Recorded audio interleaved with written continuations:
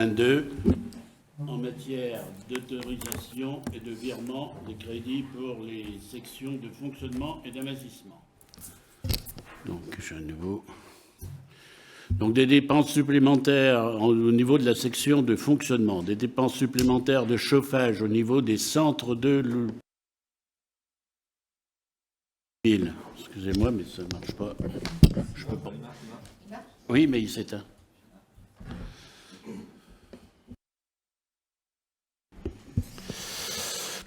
Des dépenses supplémentaires de chauffage dans les écoles maternelles, plus 35 000. Des dépenses supplémentaires pour le chauffage des écoles élémentaires, plus 37 000. Pour le restaurant scolaire, plus 6 000. Pour les gymnases, plus 30 000. Des crédits non utilisés pour la participation versée au GPSEA, pour les repas des seniors, donc, qui est une partie qui est intégrée en fait au FCCT, donc moins 20 000, et des crédits non utilisés pour la contribution financière au SMA-PP, moins 30 000. Donc le total des dépenses s'élève à 73 000, équilibré par des recettes, donc c'est une dotation de compensation du taux syndical de la taxe d'habitation, de 73 000. Donc, au niveau des investissements, il n'y a pas de modification.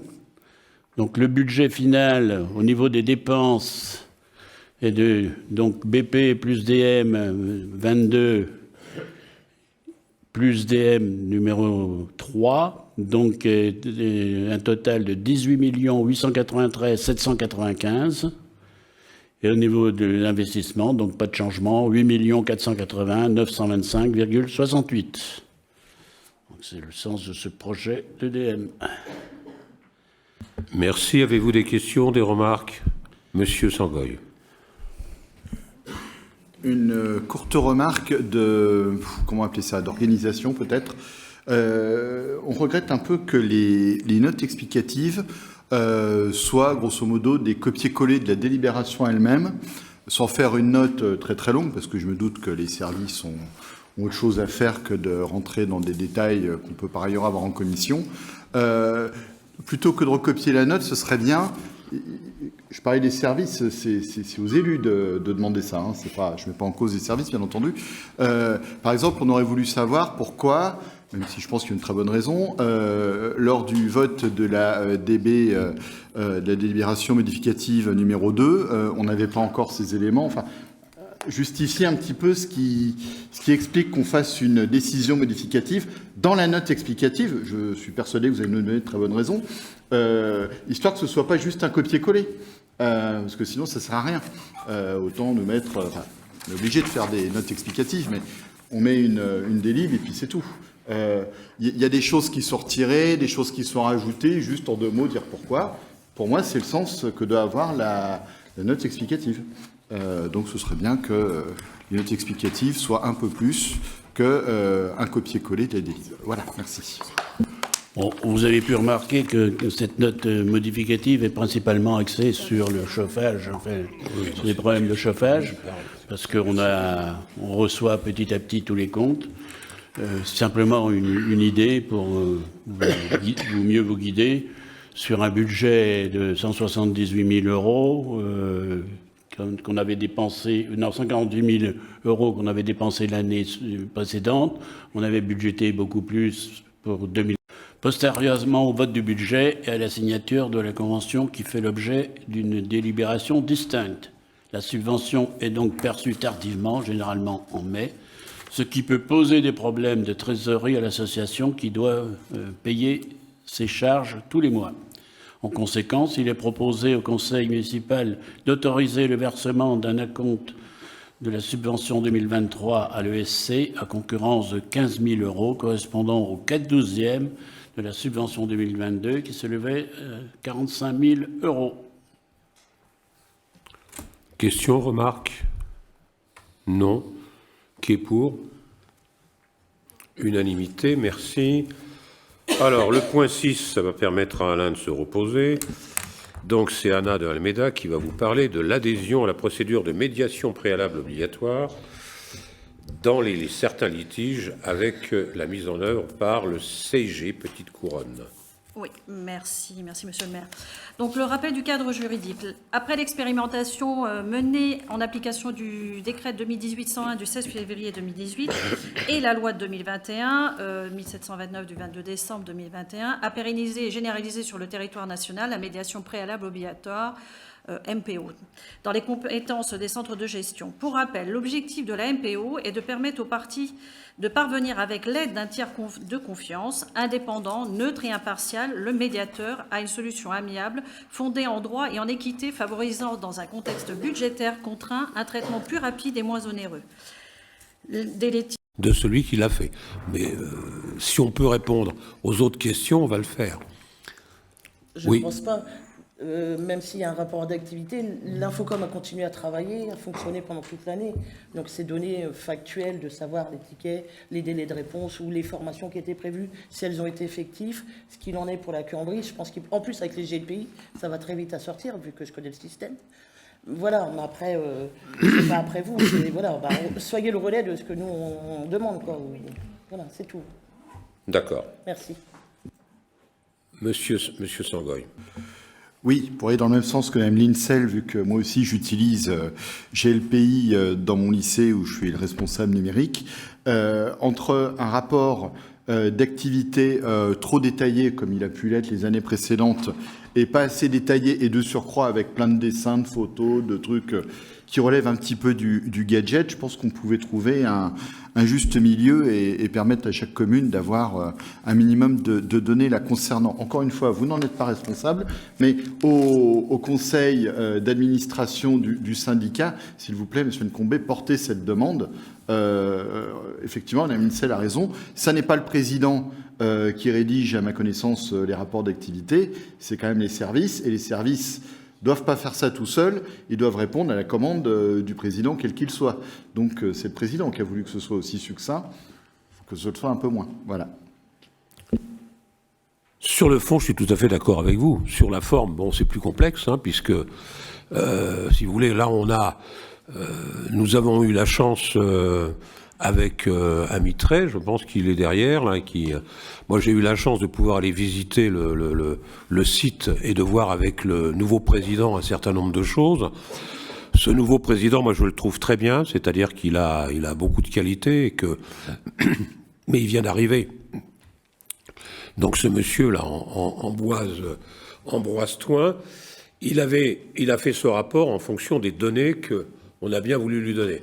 Et je pense que c'est un garçon prudent qui n'a pas envie de donner quelque chose qu'il n'a pas lui-même contrôlé. Or, c'est difficile de contrôler quand on n'est pas sur place. Et je dirais même qu'il nous aurait sorti un dossier comme les années précédentes, épais comme ça. Je pense que ma confiance aurait été certainement moins forte qu'elle ne l'est aujourd'hui. Parce que je me serais dit, finalement, il est rentré dans le même moule que les autres, il nous fait un truc qui nous endort, et finalement, on ne fait pas ressortir les éléments essentiels. Là, je dois dire qu'il y a une chose importante, c'est que les éléments essentiels y sont. Et ça, c'est quand même quelque chose qui est important, et je crois qu'il faut lui faire confiance. Nous, ce qui nous intéressait, c'était de savoir si nous aurions une augmentation. On n'en a pas. De savoir effectivement comment ça allait se passer avec le départ de Saint-Maur. Pour l'instant, il nous a dit que ça allait se passer relativement bien, même bien, puisque finalement, il y avait quand même entre-temps le GPSEA qui était rentré et qui personnellement quand même apportait pas mal d'argent par rapport à ce que les sommes d'argent que nous n'avions pas que nous avions avec Saint-Maur précédemment. Bon, je dirais que ça, c'était ce qui nous intéressait. Ce qui nous intéresse, c'est effectivement la fin, c'est-à-dire l'investissement, le fonctionnement, et pour voir que pour 2021, finalement, ça s'était équilibré en dépenses et en recettes. Mais c'est 2021, ça. Mais 2021, lui, il n'a fait que reprendre les éléments qui avaient été votés au sein au sein du conseil d'administration. Bon, moi j'attends avec impatience celui de 2022, où là, il aura tous les éléments pour nous faire un rapport qui sera un rapport certainement beaucoup plus détaillé et qui permettra effectivement de mieux comprendre où nous allons. Moi, j'ai confiance dans ce garçon, qui m'a l'air très bien. Voilà, c'est tout ce que je peux vous dire. Est-ce qu'il y a d'autres remarques ou questions? Pas d'autres remarques? Alors, c'est un non-acte, hein. Il n'y a pas de vote, hein, donc tout le monde est d'accord qu'il y a eu une discussion, qu'il a été présenté, même s'il est court, hein, mais il a été présenté. Voilà, merci, merci Muguet. Y a-t-il d'autres, pas d'autres questions, mais on a d'autres délibérations. Maintenant, on quitte le secteur finances, ressources et nouvelles technologies. On est dans la commission urbanisme. Donc, c'est donc Monsieur Comparot qui va reprendre la parole pour l'autorisation donnée au maire pour signer une convention de coopération entre le SMAP, qui est un syndicat mixte d'aménagement de la plaine de Pierrelet, Bessancourt, et la commune de la Cuambrie pour la mise en œuvre d'un projet de boisement compensateur sur la forêt de Maubuisson, plaine de Pierrelet, Bessancourt. J'ai dit le titre, comme ça te permet de ne pas... Voilà, merci. Prendre ton souffle. Donc, dans le cadre de la création du parc rue Jean Jaurès, la commune a obtenu un arrêté d'autorisation de défrichement par la préfecture du Val-de-Marne en date du 13 février 2019. Cet arrêté est soumis à une compensation par la réalisation d'un boisement de 40 815 m² d'une valeur de 122 649 €. Afin de répondre à nos obligations, la commune souhaite contribuer au boisement de la forêt de Maubuisson, gérée par le syndicat SMA-PP, et l'affectation de cette compensation contribuera efficacement et directement à ce projet exemplaire de création d'espaces forestiers. Le syndicat mixte d'aménagement de la plaine de Pierrelet, créé en 2014, porte le projet de création d'une nouvelle forêt sur les plaines de Pierrelet-Bessancourt dans le Val d'Oise. Ce syndicat regroupe plusieurs collectivités territoriales, la région Île-de-France, le département du Val d'Oise, la commune d'agglomération Val-Parisis, avec les communes de Bessancourt, Frépillon, Herblay-sur-Seine, Pierrelet et Taverny, et les communes de Méry-sur-Oise et Saint-Ouen-l'Aumône. La création de la nouvelle forêt de Pierrelet-Bessancourt est un projet emblématique de la métropole du Grand Paris. Après un siècle d'épandage des eaux usées de la métropole, l'objectif est de transformer cette plaine en une nouvelle forêt, un nouveau poumon vert pour le Grand Paris, avec donc la valorisation de 1340 hectares, la plantation de 1 million d'arbres en mélangeant de 3 à 4 essences et avec une densité de 600 à 2500 arbres à l'hectare. Et le suivi et la validation par l'ONF avant chaque plantation. Les grands principes et engagements... Pardon. Ça vous dérange pas qu'on continue? Donc, tu peux continuer. Est-ce que vous souhaitez qu'on demande une interruption de séance ou... Je vois pas pourquoi il y aurait une interruption de séance. Vous l'avez demandé. Parce que vous l'avez demandé? Non, mais... Si vous demandez une interruption de séance, rappelez-moi le règlement. J'étais pas spécialement gêné, donc... Pardon? Oui. Nous, on était gênés. Non, mais vous avez le droit. Vous avez le droit de demander une interruption de séance. Il faut combien pour dans le règlement intérieur? Vous n'avez pas ça? Bon, on va pas... Donc les grands principes et engagements du SMA-PP pour la commune. Donc la plantation sur une parcelle d'un peu plus de 4 hectares, ce qui regroupe en fonction du plan de plantation entre 2400 à 10 000 arbres. La plantation lors de la campagne de octobre-novembre 2023 et sur 2024. Le bilan de reprise un an après plantation et le bilan global 3 ans après la plantation. La contribution financière de 122 649 non assujettis à la TVA sera réglée de la façon suivante. 30% à la signature de la convention, 60% pendant les travaux et 10% à l'année N+3.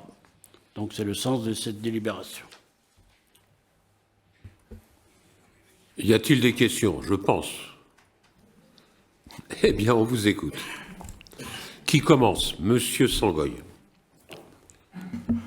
Monsieur le maire, ce n'est pas tant des questions qu'une explication de vote. Parce que les questions, elles ont été traitées en commission et les réponses étaient fournies. On est un peu gêné par cette délibération parce que l'objet est tout à fait sympathique, la replantation d'arbres. Ceci étant, c'est en compensation d'un projet de déboisement sur la Queue-en-Brie sur lequel nous sommes extrêmement sceptiques, c'est le moins qu'on puisse dire, depuis le début. Je ne vais pas reprendre le débat qu'on a eu la dernière fois, vu qu'il y a eu un vote là-dessus. On avait un désaccord et puis bon, la suite va nous montrer, comment dire, si le projet est finalement satisfaisant ou si, comme on le craint, on perd plus de qualité d'environnement qu'on en gagne, on verra. Nous, on regrette vraiment qu'on ait déboisé sur la Queue-en-Brie, qu'on ne puisse pas reboiser sur la Queue-en-Brie, mais qu'il faille aller ailleurs et aller aussi loin. Alors, on a bien compris en commission que c'était ça ou verser des sous à un fonds où on n'a pas vraiment de contrôle et de visibilité sur ce qui va être fait de notre argent. Mais voilà, nous, on va quand même voter contre le texte en cohérence avec les votes précédents qu'on avait émis contre le projet donc, qui est mené rue Jean Jaurès. Voilà, c'était... Mais bon, encore une fois, on n'a rien contre le projet lui-même, c'est juste qu'on regrette qu'on ait déboisé sur la Queue-en-Brie pour devoir aller maintenant compenser ailleurs et aussi loin, même si on est dans la métropole du Grand Paris, le 95, c'est quand même pas juste à côté. Voilà. Comme vous aviez bien compris les explications de M. Comparot, je pense que c'est pas la peine de développer plus, hein, mais il est certain que vos inquiétudes sur le parc Jaurès, bon, vous pouvez les avoir, tout le monde peut avoir des inquiétudes sur tout ce qu'on veut, mais je pense qu'un parc paysager, avec tout ce qu'il y a, c'est au moins aussi bien, sinon mieux, qu'un cimetière, qui était quand même le projet initial qui a été fait par l'ancienne municipalité. Bon, donc là, moi je pense qu'aujourd'hui, on a un projet qui est un projet cohérent, parce qu'il était bien évident que je me demande comment on aurait pu faire un cimetière sans déboiser. Mais bon, là on a un projet cohérent parce que nous n'avons pas tout déboisé et surtout nous replantons des arbres puisqu'on replante beaucoup d'arbres. Si vous voulez, j'ai une liste qui est quand même relativement impressionnante, mais on a des arbres qui sont replantés, on en a laissé beaucoup, et puis on a des arbres de beaucoup qui sont des arbustes de lisière, on a des hortensias, on a des rosiers, on a des arbres plantés qui sont des arbres de tiges assez importantes déjà, hein, puisqu'en fait on a des 250-300, pas mal, on a des 18-20, des 20-25, bon, simplement parce qu'en fait nous avons compris la leçon que nous devions comprendre lorsqu'il y a eu la replantation faite par le Conseil régional après la tempête de 1999, où en 2001-2002, il y a eu cette replantation, où de façon tout à fait, je pense qu'il n'a pas certainement dû y avoir une surveillance de ce qui était fait, parce qu'en fait, on a planté des arbres de haute tige à côté d'arbres de petites tiges, que ces arbres de petites tiges n'ont absolument pas pu se développer, que des arbres de haute tige étaient plantés les uns à côté des autres, qu'il y en a par conséquent un qui arrivait à pousser, mais les autres n'ont pas poussé. Et c'est comme ça qu'on a retrouvé des arbres dans ce site où vous aviez le fameux triangle, là où on voit l'arbre qui est planté au milieu et qui doit arriver normalement à ce qu'on puisse enlever à un moment ou à un autre. Le fameux triangle. Au milieu du triangle, il y avait toujours une tige comme ça pour je ne sais pas combien d'arbres. Bon, c'est pas du tout ce qui est en train de se faire. C'est vraiment, là, nous avons un parc paysager, mais que vous ayez des inquiétudes, moi, ça ne m'inquiète pas du tout. Quand vous verrez, je pense que vous serez complètement rassurés. Voilà. Donc, et ça sera pour bientôt. Vraisemblablement, nous ferons une inauguration au mois d'avril, où on va attendre quand même que ça prenne un peu forme au niveau des plantations, et je pense que vous serez complètement rassurés au moment de cette inauguration. Monsieur Sangoy, vous avez une réponse. Oui, non, c'est une question, une demande. Donc déjà, j'avais une question à laquelle vous venez de répondre, donc je vous remercie. Donc avril pour l'ouverture du Dans parc. ces eaux-là. D'accord, oui, on n'est pas... Parce qu'en fait, on ne peut pas vous dire vraiment, mais a Je comprends priori, bien. avril, ça devrait être bon. Monsieur le maire, est-ce que vous pourriez nous communiquer la liste dont vous avez parlé à l'instant, avec les arbustes, les arbres, tout ça? Ça m'a l'air intéressant. Écoutez, on vous envoie ça. C'est possible, monsieur? Oui, c'était la liste qui était disponible pendant la visite pour les riverains. Ben oui, elle est disponible. Hein, donc on vous l'envoie par Internet. Oui, hein, parfait, Pour merci. pas gâcher de papier. Ou avec... Parce que le papier, c'est des arbres aussi.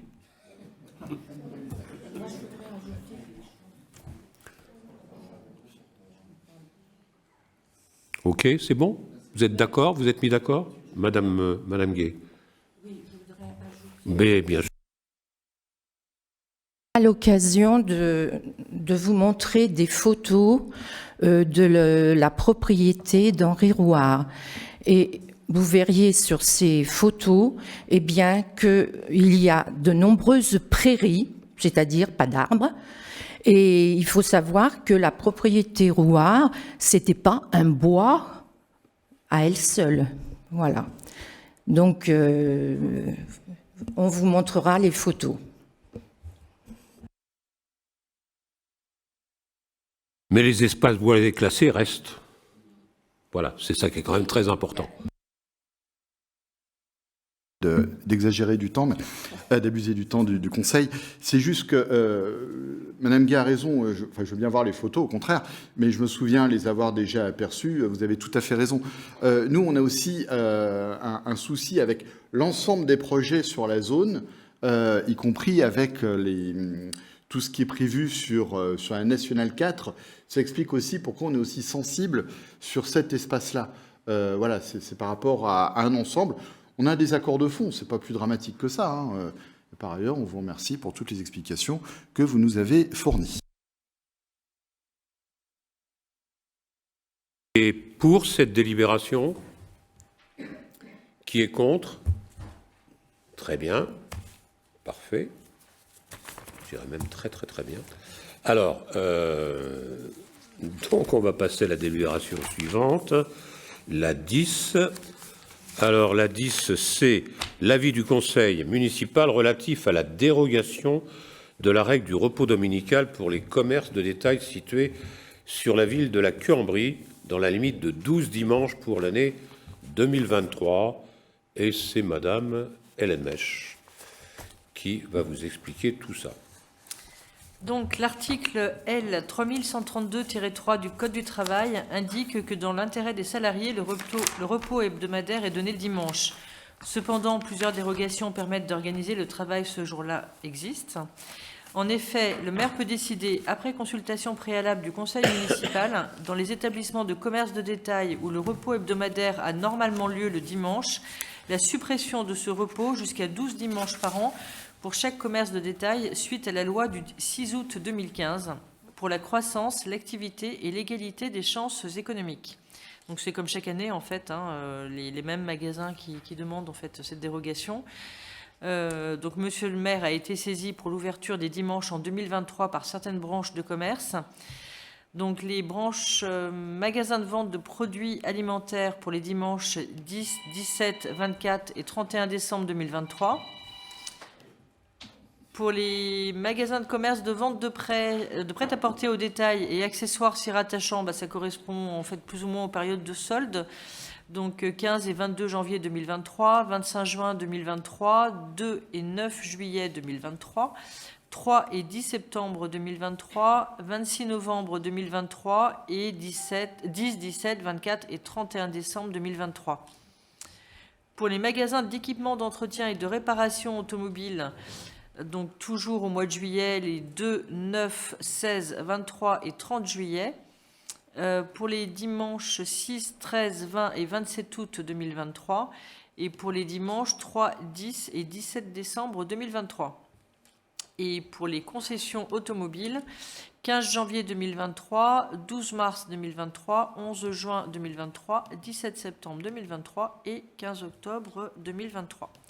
Donc, ces demandes ont été transmises pour avis aux organisations d'employeurs et de salariés intéressés et à l'organe délibérant de l'établissement public de coopération intercommunale à fiscalité propre, donc la MGP, la métropole du Grand Paris, dont la commune est membre. Il vous est ainsi proposé d'autoriser, Monsieur le maire, à prendre les arrêtés nécessaires qui seront rédigés conformément au Code du travail avant le 31 décembre 2022. Et c'est le sens de la délibération soumise à votre examen et à votre approbation. Donc les magasins, c'est toujours les mêmes. C'est là, le vêtement, Picard, Noroto, c'est les mêmes que chaque année. Merci Hélène de ces précisions complémentaires. Y a-t-il des questions, des remarques? Madame Linsel.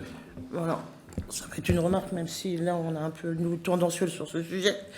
Par principe, le repos de dimanche est quand même important. Donc une majorité de nous vont voter contre. Et surtout que là, en plus, cette année, il y aura le 24 et 31 décembre. Quoi.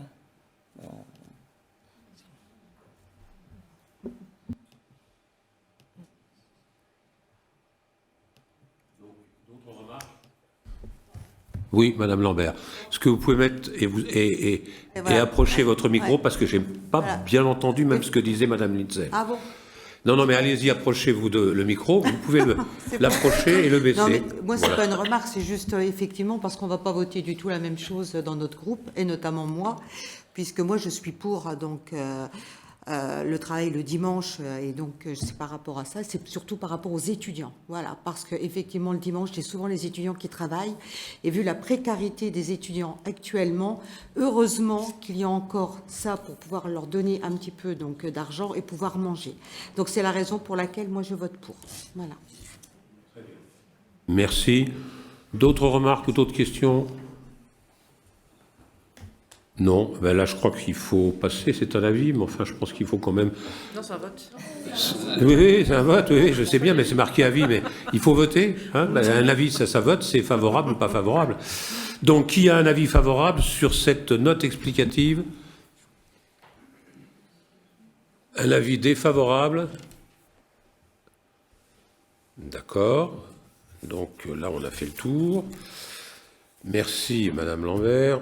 Merci, messieurs, dames, de ce vote. Alors, fixation des participations des familles au séjour d'été 2023, organisé par la Direction des affaires scolaires et de l'enfance. On m'a dit que c'était toi. Bon, je ne sais pas, quelqu'un m'a dit que c'était toi. C'est bien. Je ne sais pas, moi, sinon je prends. Hein. Donc, la municipalité soucieuse de contribuer à l'épanouissement et au développement des enfants organise pendant les congés d'été et les séjours. Donc, la présente délibération a pour objet de faire délibérer le conseil municipal sur des grilles de tarifs applicables aux enfants participant au séjour de la direction des affaires scolaires et de l'enfance durant les vacances d'été 2023. L'organisation du séjour a fait l'objet d'un marché. L'association Évasion Vacances Aventure a été retenue pour le lot numéro 2 et l'association PEP Découverte pour le lot 3. Donc vous avez une description des séjours, donc l'aventure, vous avez les dates, le prestataire, donc Évasion Vacances Aventure, et c'est au hameau de Créoulou, dans l'Ariège. Donc ce sont pour des enfants de 6 à 11 ans. Donc l'environnement près de 750 mètres d'altitude, au contrefort des Pyrénées ariégeoises. L'hébergement, c'est un hébergement qui se fait dans un hameau pyrénéen comptant une quinzaine de maisons en pierre. Donc le domaine fait 120 hectares. Le séjour est idéal pour les mordus de sport qui voulons toucher un petit peu à tout. Hein. Donc, bon, vous avez le programme. Je ne vais pas vous dérouler tout le programme. L'autre séjour, donc, c'est un séjour du 17 au 26 août, donc par PEP Découverte. Il est à Carolles dans la Manche. Là, c'est pas du tout... C'est beaucoup plus plat. Donc le centre d'accueil en milieu marin, Villa Éole, est à Carolles, est implanté au sommet d'une colline quand même, hein, donnant sur la mer. Hein. Il est situé à 50 km du Mont-Saint-Michel et à 15 km de Granville. Donc on est dans la Manche. La capacité d'accueil est de 50 places. Les chambres comptent de 4 à 9 lits. Donc, des tentes de 2 places sont prévues pour les bivouacs. Bon, là aussi, tout un ensemble d'activités, des jeux de piste, etc., etc. Enfin, ce qu'on fait habituellement. Donc, pour les transports, dans les 2 cas, donc pour le premier séjour, le transfert aller-retour depuis la Queue-en-Brie en car, le voyage aller-retour en train entre Paris et Toulouse. Et le transfert aller-retour en car entre Toulouse et le centre de vacances. Pour le deuxième transfert en Normandie, donc transfert aller-retour depuis la Queue-en-Brie en car, le voyage aller-retour en train entre Paris et Granville, et le transfert aller-retour en car, Granville, sur le centre de vacances. Donc les modalités d'inscription des jeunes participants, ces séjours sont ouverts à l'ensemble des enfants de la ville, âgés de 4 à 12 ans, si le nombre d'enfants est supérieur au nombre de places prévues, 10 places, hein, c'est pour chaque séjour, une commission d'attribution des places se réunira. Donc les critères, être caudassien, être âgé de 4 à 12 ans, priorité donnée aux enfants qui ne sont pas partis l'année précédente, l'année en cours ou celle qui ont précédé, être à jour de ses engagements financiers pour les prestations municipales, et répartition géographique, différents quartiers de la ville, et recherche d'un équilibre filles et garçons. Au niveau des prestations municipales, on fait une analyse de la situation financière des familles, mais bien sûr, avant d'octroyer, de donner un accord, c'est défini par une composition de la commission d'attribution. Bon, vous avez tous les noms qui siègent. Afin de favoriser donc le départ des enfants, la ville prend en charge une grande partie du coût total des séjours, de 35 à 80%, et ce en fonction des revenus des familles. Donc vous avez le tableau des prix et de la participation. À titre de rappel, il sera demandé aux familles une participation aux frais de dossier à hauteur de 80 € en cas d'annulation après confirmation de l'inscription. Pour toute annulation survenue moins de 15 jours avant le départ, 50% des frais de séjour sont facturés. Pour une annulation survenue moins de 8 jours avant le départ, 100% des frais de séjour. 10 qu'un tiers du séjour devrait être réglé 10 jours avant la date de départ. Proposition donc est faite de délibérer sur la participation des familles à ces séjours et les conditions définies. Voilà.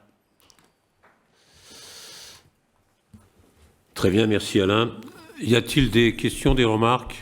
Madame Lincel, si vous voulez bien approcher votre micro. Je fais là. C'est fait. Une question a été posée lors de la commission. Je voulais savoir, pareil, à peu près par rapport aux enfants, par rapport au voyage de l'an dernier en été, j'avais demandé, hein, j'espère que vous l'avez, le nombre par rapport au coefficient, aux tranches de coefficient.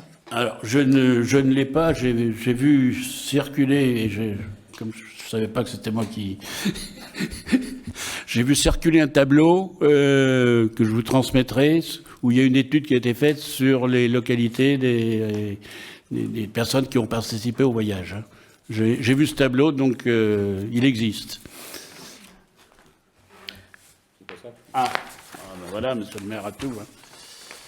Peut-être. C'est pas ça, si. Si. Bon, voilà. Ben. Ce maire n'a pas que vu, il a pris.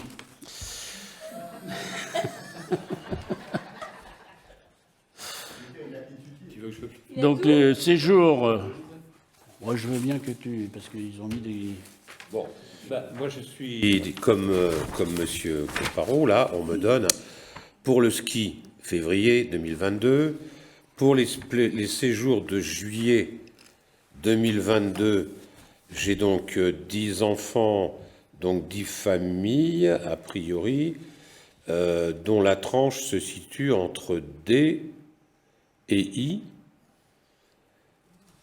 et des séjours multisports pour juillet 2022, dont les séjours se situent entre A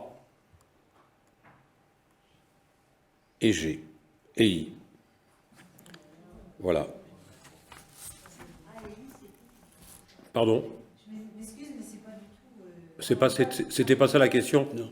Ça répond pas à la question, puisque vous nous dites de A à I, combien de A, combien à I. Ah, ben ça, je peux vous le dire. Là, par exemple, ça, je peux vous le dire. Par exemple, pour le séjour de juillet, il y a 1, 2, 3, 4, 5 I. Pour le séjour de juillet, toujours, il y a un E, un H, 2 D. Pour le séjour de juillet 2022 pour le sport, multisport, il y a 1, 2, 3, 4, 5, 6 I, un A, un F, un G. Voilà.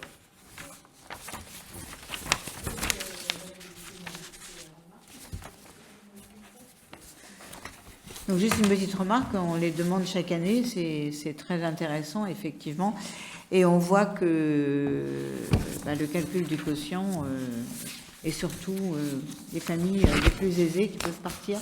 Donc nous serons sur la même position que d'habitude, c'est-à-dire on s'abstient pour ce type de vote, dans la mesure où voilà, le calcul du quotient familial ne permet pas aux familles les plus modestes de profiter des vacances. Voilà, merci. Très bien, tout à fait votre droit. Néanmoins, je vous ressortirai vraisemblablement la prochaine fois, puisqu'en fait, ça me paraît important de le faire, puisque nous sommes en relié par rapport avec la population.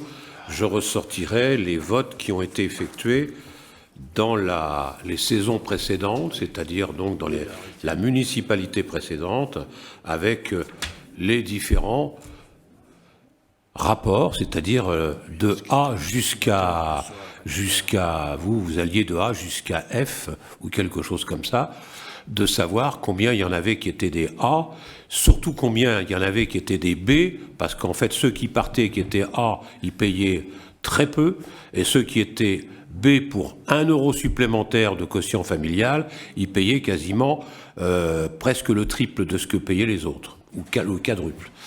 Bon, donc ça, je vous le redonnerai, parce que moi, je veux bien. Malheureusement, ce sont des voyages qui ont un coût.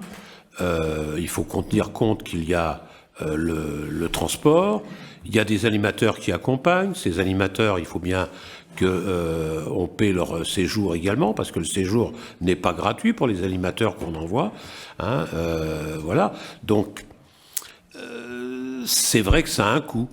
Bon, maintenant, il faut aussi, moi je pense que il faut aussi qu'il y ait un mixage qui se fasse au niveau de la commune. Bon, alors peut-être qu'il y a un petit peu trop de I, je veux bien ça le reconnaître, mais vous verrez que si je ressors, et je demanderai, il est là, donc je vais en profiter, que M. Quatennose nous ressorte des voyages que vous aviez fait et de savoir comment était la répartition, vous verrez que cette répartition était à peu près la même. Parce qu'effectivement, on peut guère faire autrement. On paye déjà, on paye jusqu'à 80% du déplacement, enfin du voyage, hein, et on est entre 35 et 80%. Donc on essaie quand même au maximum de permettre à des gens de pouvoir partir. Bon, maintenant, peut-être qu'il y a certaines personnes qui ne peuvent pas véritablement, dans les quotients plus bas, prendre même un coût qui est relativement faible. C'est-à-dire que même le A, qui est à 171,40, pour une famille, c'est peut-être encore trop cher, mais on ne peut pas nous descendre plus bas. C'est pas possible. Et vous verrez que les coûts que vous aviez étaient à peu près identiques. Et ça remonte quand même à certaines années. Bon, donc peut-être que ces gens-là décident de ne pas faire partir les enfants. Bon, il ne faut pas perdre de vue non plus qu'il y a des possibilités d'avoir des chèques vacances qui ne sont pas, qui rentrent dans la somme et qui sont pris en compte. C'est-à-dire qu'en fait, c'est déduit de la somme que doivent payer les gens. Bon, donc ça, je pense qu'il y a aussi cette possibilité, peut-être qui n'est peut-être pas suffisamment évoquée, j'en sais rien, mais voilà. Donc on peut faire de la pub là-dessus si vous souhaitez, mais je vois pas comment on peut. Avec les budgets que nous avons depuis un certain temps, comment est-ce qu'on peut faire mieux que ce qu'on fait là au niveau des voyages avec des coûts qui sont malgré tout raisonnables pour certaines familles, c'est vrai, et même pour les familles qui sont A, B et C. Or, ils ne viennent pas. Voilà, sauf quelques-uns. Et parfois, ceux qui viennent ne paient pas. Voilà. C'est-à-dire qu'en fait, c'est malheureux à dire, mais c'est comme ça. Donc, c'est pour ça qu'on est quand même particulièrement vigilant, parce que même là, vous qui êtes, Madame Aubry, au CCAS, vous devez vous rendre compte que c'est finalement le CCAS qui paie le voyage. Donc, c'est le serpent qui se mord la queue, quoi. C'est-à-dire qu'en fait, finalement, c'est toujours la mairie qui paye. Puisqu'en fait, alors moi, j'augmente les subventions du CCAS pour finalement venir aux besoins des A, B ou C qui ne peuvent pas payer et qui renvoient quand même leurs enfants. Et finalement, c'est le CCAS qui paye, donc le problème est réglé pour eux. Mais pour nous, on a payé 2 fois. On a payé le voyage aux prestataires et on a payé le voyage par le CCAS. Je pense que c'est compliqué, la vie est compliquée en ce moment et vraisemblablement, peut-être devrions-nous faire des voyages plus courts, peut-être devrions-nous... là, on essaie de réduire les déplacements pour que ça coûte le moins cher possible. Peut-être, mais à ce moment-là, on a un autre problème. Si les voyages sont trop courts, on ne touche pas les subventions de la CAF. Et ça veut dire également que les parents qui envoient leurs enfants dans des voyages trop courts ne vont pas non plus percevoir de subventions pour ces voyages-là. Donc il faut trouver le juste milieu, et croyez-moi, c'est pas facile. Mais bon, là, moi, je vous donne les choses telles qu'elles sont, mais oui, c'est vrai que sur le fond, on a un problème entre les A, B, C qui ne sont pas fréquents. On a quand même des D, mais on a très peu de A, B et C. Voilà. D'autres questions, Madame Lambert? Je me demande s'il n'y a pas une petite problématique, parce que vous parlez des enfants âgés de 4 à 12 ans. Donc c'est 4 ans, mais je vois sur les tableaux que vous parlez des 6-11 ans. Donc est-ce que c'est une erreur de... Le tableau, il marque que le public, ce sont des 6-11 ans. Et il y a quand même une grosse différence entre un enfant de 4 ans et de 6 ans. Donc c'est juste pour savoir si c'est bien des 4-12 ans ou des 6-11 ans, c'est tout.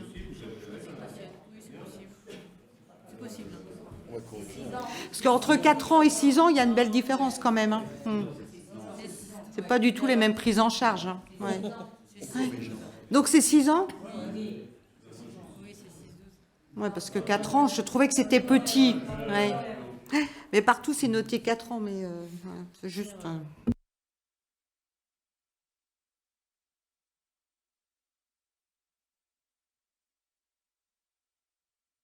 On va rectifier, parce que c'est vrai que si on dit que c'est 6-11 et qu'on met qu'il faut être âgé de 4 à 12 ans, c'est sûr que ça colle pas. Merci de cette remarque. Madame Horry. Oui, s'il est juste permis de faire quelques remarques suite à vos remarques, je voudrais juste préciser que effectivement, au CCAS, on examine ce type de dossier, mais ils sont extrêmement rares. Il ne faut pas non plus penser que le CCAS paye les vacances de tous les enfants de la Cuambrie. La comparaison avec la situation antérieure me paraît déraisonnable dans la mesure où il s'agit d'un mode de calcul qui est totalement différent de quotient familial entre l'ancienne municipalité, puis maintenant ça fait tellement longtemps que je pense qu'ici une bonne partie des gens qui sont autour de cette table ont peut-être d'autres choses à attendre qu'un retour sur l'image de ce que la municipalité faisait antérieurement. Moi, je suis très attachée au droit aux vacances pour tous et pour tous les enfants. Et je pense qu'effectivement, il ne serait pas inintéressant de faire une campagne pour inciter les familles à comprendre ce que c'est qu'un bon vacances et à savoir qu'elles peuvent les utiliser pour partir sur ce type de séjour, ce que je pense elles ne savent pour beaucoup pas du tout.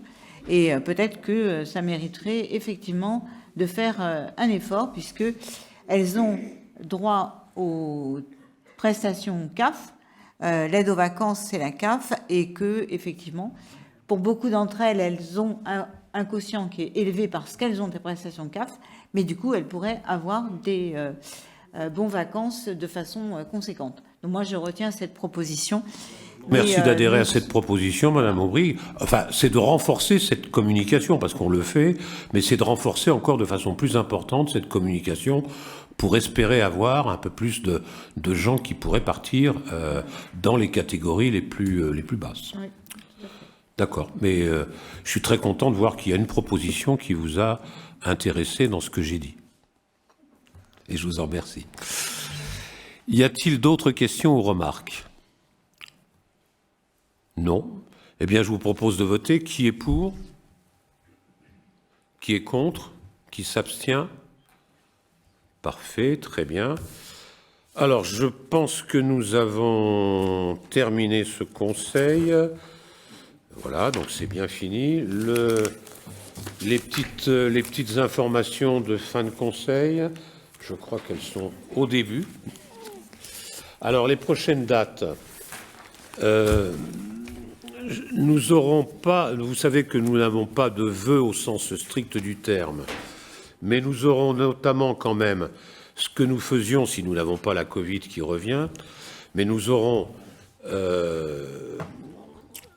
une réunion pour les associations, les commerces, les commerçants, les artisans, les élus, etc., le vendredi 13 janvier à 19h. Alors, pour l'instant, je suis en train de faire mes vœux, et donc vous recevrez cette invitation, tous autant que vous êtes ici, là, bien sûr avant, mais je pense dans le courant de fin décembre ou plus tard, ou peut-être tout début janvier. Mais notez déjà ce vendredi 13 janvier à 19h, et là, vous aurez après une grande tranquillité en ce qui concerne les conseils municipaux, puisque le prochain conseil municipal aura lieu le 16 mars à 20h. Et ça sera le ROB. 16 mars à 20h.